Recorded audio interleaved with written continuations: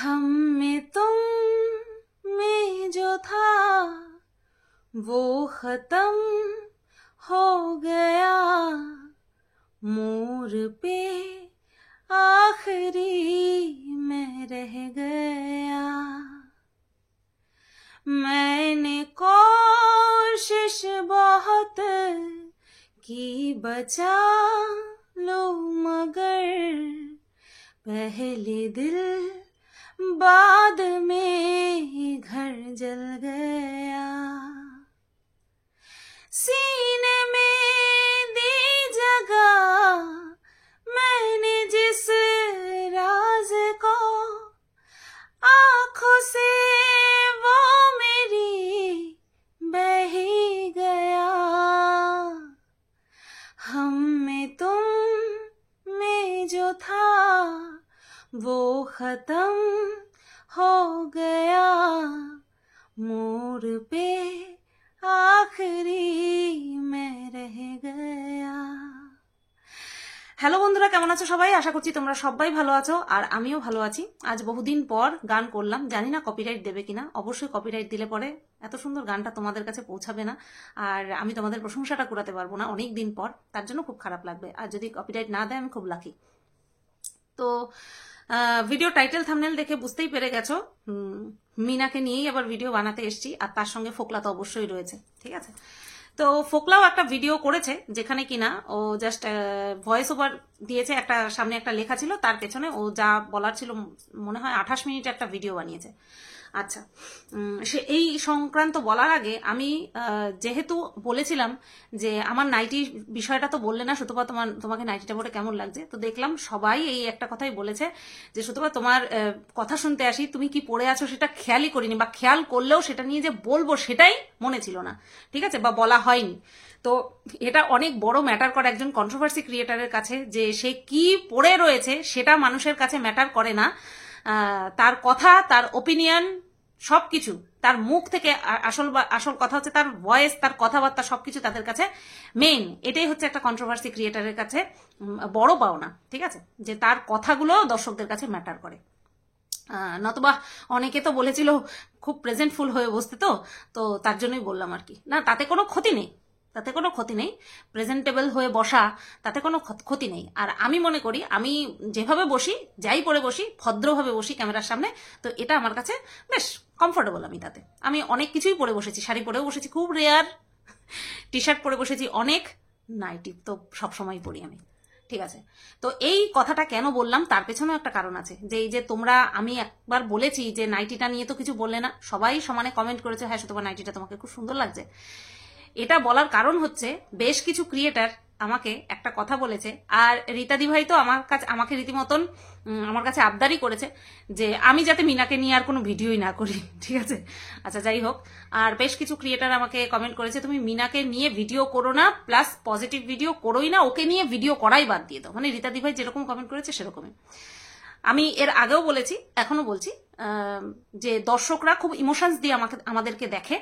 প্রত্যেকটা ক্রিয়েটারকে, শুধু আমি কন্ট্রোভার্সি ক্রিয়েটার তার জন্য না, প্রত্যেকটা ক্রিয়েটারকে দর্শকরা কিন্তু ইমোশনসও থাকে তাদের মধ্যে, ঠিক আছে, যে এন্টারটেন হবো তার সাথে সাথে ইমোশনসও থাকে। আর যদি ভালোবাসার মানুষ হয় তাহলে তো কোনো কথাই নেই।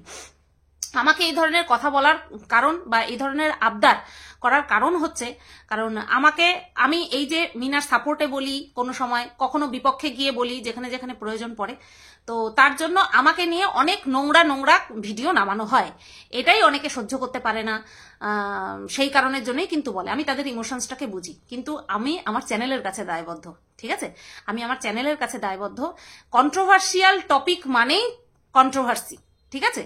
আর আমি কন্ট্রোভার্সি করার ক্ষেত্রে আমার চ্যানেলের প্রতি তো কোনো অন্যায় হতে দিতে পারি না, তাই না? এরা এখন প্রচন্ড পরিমাণে কন্ট্রোভার্সিয়াল টপিক, আর যবে থেকে ফোকলা মুখ খুলেছে ভাই, তবে থেকে তো একেবারে চারিদিকে কন্টেন্টের ছড়াছড়ি। এখন যদি আমি দিনে 3টে ভিডিও যদি নামাতে চাই, কুতে মুতে ঠিক নামিয়ে দিতে পারবো, কিন্তু ওই যে বললাম, ওই যে কুতে ঠুতে ভিডিও, মানে ভিডিওই হবে, তার মধ্যে বললে না বিষয়বস্তু, মাল মশলা ঠিক থাকবে না। তার থেকে দিনে 2টো ভিডিও বানাই, একদম মিনিংফুল ভিডিও বানাই, লজিক দিয়ে ভিডিও বানাই, এটাই আমার কাছে মানে বিবেকটাকে শান্তি দেয়।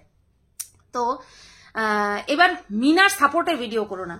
আমি প্রথম থেকেই মিনাকে সাপোর্ট করেছিলাম যতদিন না পর্যন্ত ওর একটা একটা করে উচ্ছৃঙ্খলতা আমার সামনে আসছিল, ততদিন পর্যন্ত। জবের থেকে সামনে এসেছে তবের থেকে মন খুলে বলেছি। হ্যাঁ, কোনো সময় গার্জিয়ানের মতন বলেছি, একটা মানুষ দেয় না, অধিকার দেয় না, অধিকার চলে আসে। তো আমিও সেরকম অধিকার থেকেই করেছিলাম। পরবর্তীতে সেটাকে বুঝে নিয়েছিলাম যে না, এইভাবে হবে না, কারণ তার জন্য আমাকে মুহুরি ক্লায়েন্ট ধরতে বসেছি, এই ধরনের নোংরা নোংরা কথা বলা হয়েছিল। ঠিক আছে, তো তারপর থেকে কি করলাম যে না, ও একমাত্র কন্টেন্ট ক্রিয়েটার হিসেবেই ওকে নিয়ে বলবো। সে ভালো বলতে হয় ভালো বলবো, তার পেছনে কোনো ইমোশনস রাখবো না। খারাপ বলতে হয় খারাপ বলবো, তার পেছনেও কোনো দয়া মায়া রাখবো না। যেটা ও ডিজার্ভ করে যেই সময়ে যেই ভিডিও পারপাসে সেটাই করব। ঠিক আছে, আর টিল নাও সেটাই করে চলেছি, এখনো পর্যন্ত আমি সেটাই করে চলেছি, ভবিষ্যতেও সেটাই করব। ও যদি 10টা 5টা ছেলেদের সঙ্গে কিছু ঘটিয়েও থাকে, সেটা আমার কাছে যদি প্রুফও আসে না, আমি তাও এরকম ন্যাচারাল ওয়েতেই কথা বলবো। তবে হ্যাঁ, আমরা কিছু কিছু মানুষের বাহ্যিক ক্যারেক্টার দেখে বিশ্বাস করতে পারি না যে এই মানুষটা এরকম করতে পারে।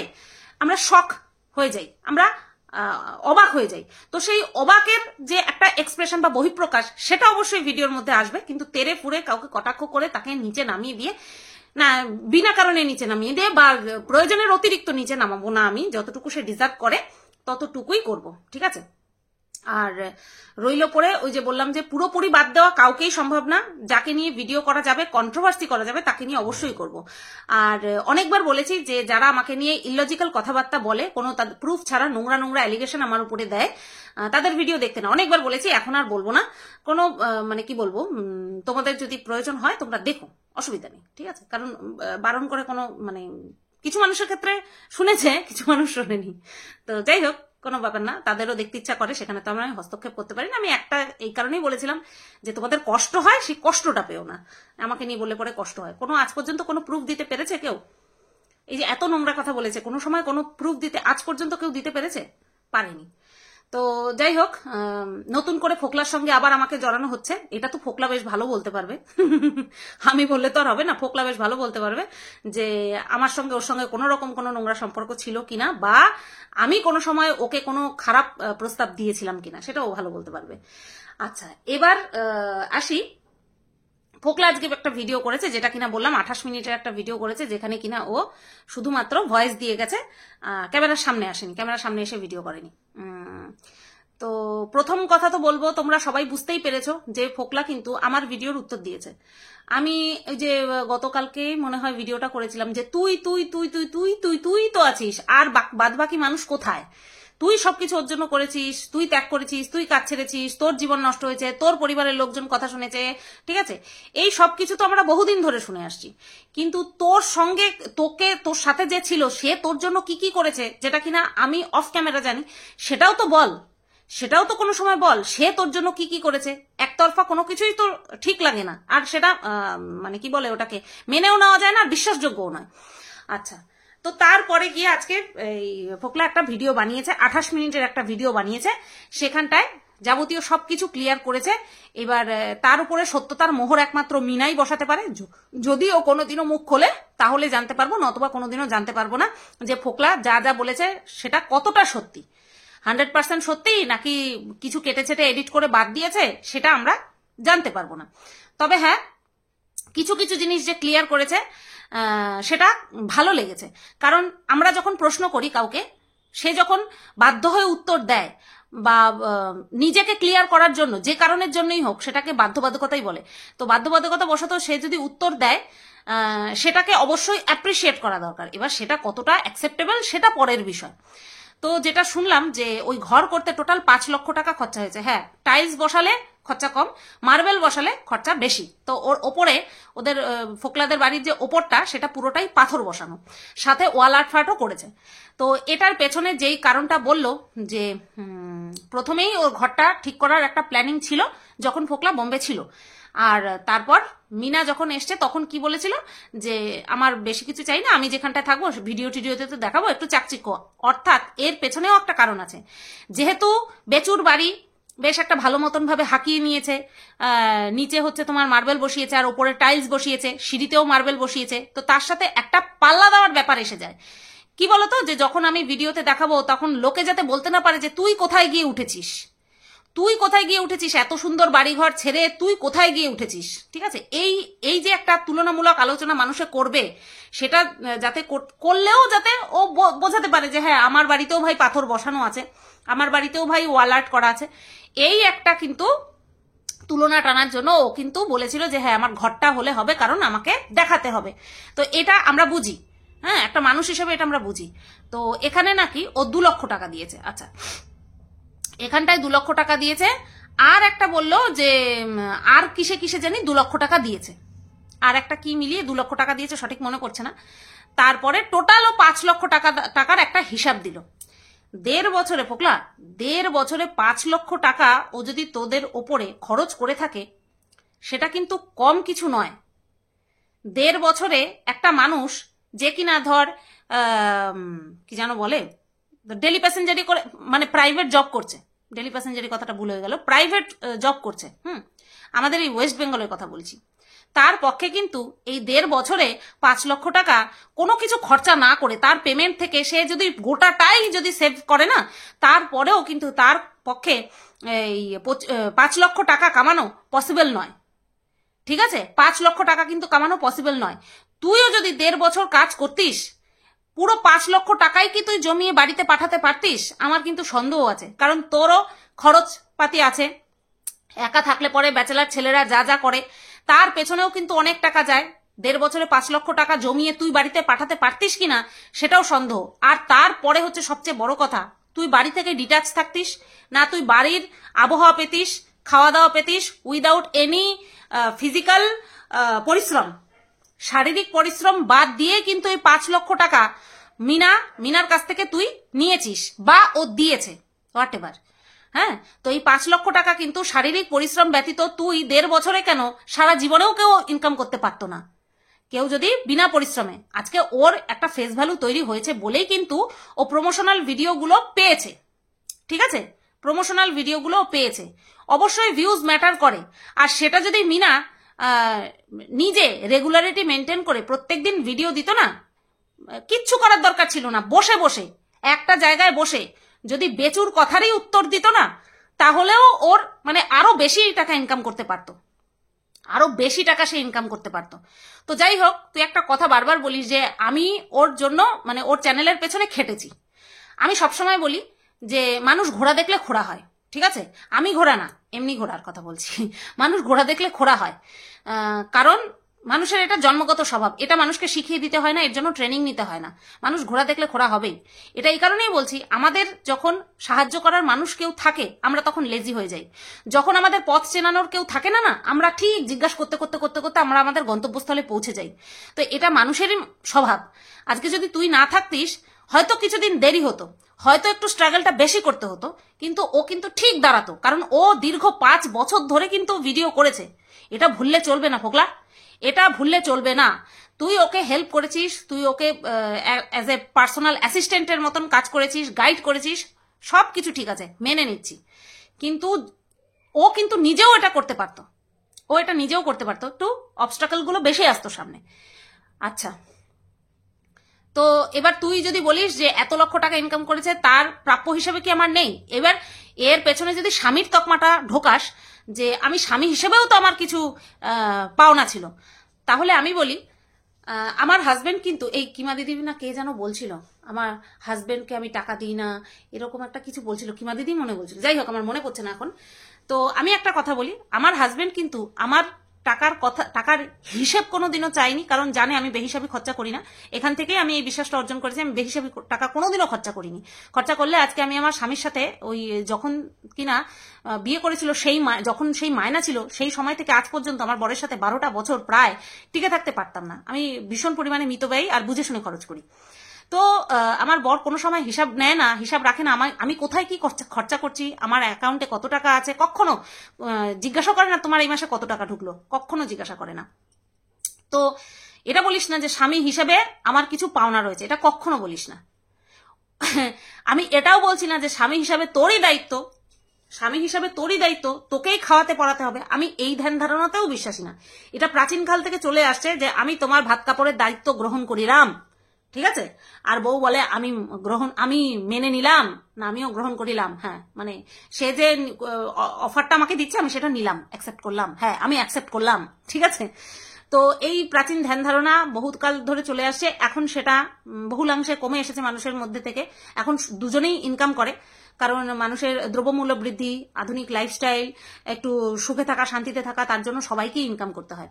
তো এটা কোনো লজিকের মধ্যে পড়ে বলে আমার মনে হয় না। এটা ওল্ড ব্যাকডেটেড চিন্তাধারা, যে তোমার টাকায় আমার হক, আমার টাকায় তোমার হক। তো আসলে সবটাই হচ্ছে রেসপেক্ট, বিশ্বাস। সবটাই রেসপেক্ট, বিশ্বাস। আজকে আমি যদি বলি যে তুমি আমার কাছ থেকে কিছু কিছু করে তোমার প্রয়োজন লাগলে তুমি কিন্তু আমার কাছ থেকে চেয়ে নিও, হ্যাঁ, এটা অবশ্যই ভালো একটা অফার। কারণ কে কখন কোন পরিস্থিতির মধ্যে দিয়ে যাচ্ছে তার মন মানসিকতা তো বোঝা আমাদের পক্ষে সম্ভব না। কিন্তু একটা মানুষের সঙ্গে 24 ঘন্টা থাকছে, তার কি প্রয়োজন হচ্ছে না হচ্ছে সে মুখে না বললেও বোঝা যায়। যাই হোক, এটা বেশি গভীরে ঢুকে যাচ্ছি, মানে আমি আমাদের মধ্যেকার বিষয়টা দিয়ে বাদ বাকিটা বিচার করার চেষ্টা করছি, যেটা কিনা একদমই উচিত না। কারণ আমরা স্বামী স্ত্রী যেভাবে মিশছি, আরেকজন দম্পতি নিশ্চয়ই সেইভাবে তাদের মধ্যেকার সম্পর্ক করবে না, রাখবে না, তাই না? তো এই কথাগুলো এই কারণেই বলছি যে শেষমেশ ফোকলা বলল যে হ্যাঁ 2 লাখ টাকা ও নিয়েছিল মিনার অ্যাকাউন্ট থেকে, নিজের অ্যাকাউন্টে 2 লক্ষ টাকা ফোকলা নিয়েছিল। এটাই তো হচ্ছে কথা। অথচ তুই সেদিন বললি যে নেওয়ার হলে 2 লক্ষ টাকা কেন নেব, নেওয়ার হলে তো ডাকাতি করব, তাই না? নেওয়ার হলে তো ডাকাতি করব, নিলে 2 লক্ষ টাকা কেন নেব? তো আমি বলেছিলাম যে ওর টাকা সামলানোর জন্য হোক। একটা মিনিট, মারাত্মক গরম লাগছিল, ফ্যানটা ছেড়ে আসলাম। আসলে ফ্যানটা ছাড়লে পরে না আমার, বুঝতেই পারছো, শোষো একটা আওয়াজ হয়। আর প্রথমে দেখেছো জেনারেটর চলছে কেমন কর কর কর কর কর কর করে আওয়াজ হচ্ছে। যেটা বলছিলাম যে কাউকে না বলে তার হিতার্থেই যদি তার টাকা সরানো হয়, সেটাকেও ওয়ান কাইন্ড অফ চুরি বলে, ঠিক আছে? এটা এই কথা থেকে আমি এই যে একটা ধারণা না, এখান থেকে আমি সরতে রাজি না। কারণ এটা সত্যি কথা। আজকে আমার ভালোর জন্য যদি কেউ টাকা সরায় আমার অ্যাকাউন্ট থেকে, তাহলে সেটা অবশ্যই আমার ভালোর জন্য হতে পারে, কিন্তু আমাকে না বলে নেওয়াটাও কিন্তু উচিত নয়। যদি আমি না বুঝতাম তাহলে বিষয়টা আলাদা, যে আমি তোমাকে বোঝাচ্ছি যে এই টাকাটা সরিয়ে রাখা দরকার, তোমার কাছে থাকলে খরচ হয়ে যাবে, তুমি আমাকে দাও, সেই ব্যাপারটা সম্পূর্ণ আলাদা। কিন্তু টোটালি না জানিয়ে নিয়ে নেওয়া এটা ঠিক না। তো যাই হোক, আর বাদ বাকি 2 লক্ষ টাকা ও নিয়েছে, আর বাদ বাকি অনেক টাকা হচ্ছে ওর বাবা মা খরচা করেছে। ওর বাবা মাকে তো আমি ধরাগন্তির বাইরে ধরেই না, ওর বাবা মাকে আমি, ঠিক আছে? ওর বাবা মা নামে কলঙ্ক, আমি ধরেই না ওর বাবা মাকে, ঠিক আছে? বাদ বাকি ও নিজের মুখেই, ফোকলা আজকে নিজের মুখেই স্বীকার করলো যে 2 লক্ষ টাকা ও সরিয়েছে, ঠিক আছে? লাভটা কি হলো বলতো? কি লাভ হলো? তুই যার ভালোর জন্য 2 লক্ষ টাকা সরালি, তাকে কি তুই ধরে রাখতে পারলি? তার ভালোর জন্য তুই নাকি এগুলো করেছিস, ঠিক আছে, চল মেনেও নিলাম তোর কথা অনুযায়ী তুই ওর ভালোর জন্যই করেছিস। কিন্তু তার পরিবর্তে তুই কি পেলি বল? তুই চোরের তকমা পেলি, ঠিক আছে? তারপরে তুই মিনাকে ধরেও রাখতে পারলি না। এখন তোর ভিডিও দেখে অনেকেরই এখনো হয়তো মনে হতে পারে যে তুই আর মিনা নাটক করছিস, বাট আমার মনে হচ্ছে না যে তোরা নাটক করছিস, ঠিক আছে? তাহলে লাভটা কি হলো বল? আমি এটা বলছি না যে তুই 2 লক্ষ টাকা যদি ওর কাছ থেকে না সরাতিস তাহলেও ও এই 3rd নম্বরের সঙ্গে যুক্ত হতো না, আমি সেটা বলছি না। তকমাটা তো তোর গায়ে লেগে গেল। এর জন্যই বলি, সবসময় আমরা প্রত্যেককে বলি যে ভাবিয়া করিও কাজ, করিয়া ভাবিও না। কিন্তু আমাদের মাথা এমনভাবেই পরিচালিত হয় যে আমরা আর ওই করার পরেই তারপরে ভাবি। হ্যাঁ, তো যাই হোক, বলছিস তুই সব প্রুফ দিবি, একদিন সব প্রুফ দিবি, আর সেই দিনটার জন্য অবশ্যই আমরা সবাই অপেক্ষা করবো। আমরা তো হন্যে হয়ে বসে রয়েছি শোনার জন্য যে মিনা আখির কতটা খারাপ। আমি যা আমার কাছে প্রুফ এসছে, তারপরে অবশ্যই আমার চোখে মিনা একদমই জঘন্য ক্যারেক্টারের একটা মেয়ে হয়ে গেছে, তাতে কোনো আর সন্দেহ নেই। মানে মিনার এইরকম রূপের আড়ালে, এইরকম গলার আওয়াজের পেছনে, হ্যাঁ, ওই যে নেকু নেকি গলার আওয়াজ, আর এইরকম একটা চেহারা, তার চাল চলন, তার ড্রেস আপ পুরোটাই কিন্তু ভদ্র, তাই না? তার পেছনে যে এত গাটারওয়ালা একটা মন রয়েছে, সেটা বিশ্বাস করো বুঝতে পারিনি। কারণ একটা মানুষ কতটা লেভেলে নোংরা হলে পরে তারপরে সে এই একের পর এক সম্পর্কে জড়াতে পারে, সেই আইডিয়াটা আমার নেই। সেই আইডিয়া যদি আমার থাকতো তাহলে আমি হয়তো প্রথমেই ধরে ফেলতে পারতাম। বিশ্বাস করো, যেদিন কিমা দিদি বলেছিল যে ওর ফ্ল্যাটে মধুচক্র চলে। আমার এত কষ্ট হয়েছিল মিনার জন্য, যে এইরকম তকমা দিচ্ছে ওই মেয়েটাকে, এইরকম ভাবে বলছে। আর ফোকলার উপর মারাত্মক রাগ হয়েছিল যে তুই নিজের দোষে হয়তো হারিয়েছিস, তুই নিজের দোষে হারিয়ে তারপরে ওই মেয়েটাকে বদনাম করার জন্য অপোজিট পক্ষের হাতে এমন কথা বা অপোজিট পক্ষকে এমন কথা বলে রেখেছিস যে ওই মেয়েটাকে এখন মধুচক্রের সঙ্গে লিপ্ত এই রকমের কথা বলা হচ্ছে। আমি ভিডিও বানিয়েছি এই নিয়ে ভিডিও বানিয়েছি, কিন্তু বিশ্বাস করো গতকালকে যখন আমার কাছে প্রুফটা আসে না, যেখানে কিনা স্বীকারোক্তি রয়েছে যে হ্যাঁ ও আরো একটা সম্পর্কে জড়িয়েছে, সেটা শুনে আমি এখন আর অবাক হই না, গাটা গুলিয়ে উঠলো, গাটা জাস্ট গুলিয়ে উঠলো। না, শারীরিক সম্পর্কের পরিবর্তে পয়সা নিলে তারপরেই তাকে ক্রস বলা হয়, সেটা তোমরা সবাই জানো। হ্যাঁ, কিন্তু যে বারবার নিজের অতিরিক্ত শারীরিক চাহিদা মেটানোর জন্য মানুষ বদলায়, তাকেও মনে হয় ওয়ান কাইন্ড অফ ওই বিনা পয়সার ক্রস বলা যায়, তাই না? আমার বলতেও কেমন একটা লাগছে যে যেই মেয়েটাকে এত সাপোর্ট করেছি এক সময়, আজকে সেই মেয়েটার মানে এইরকম একটা রূপ দেখবো এটা আশাও করিনি। বিশ্বাস করো, এটা আশাও করিনি।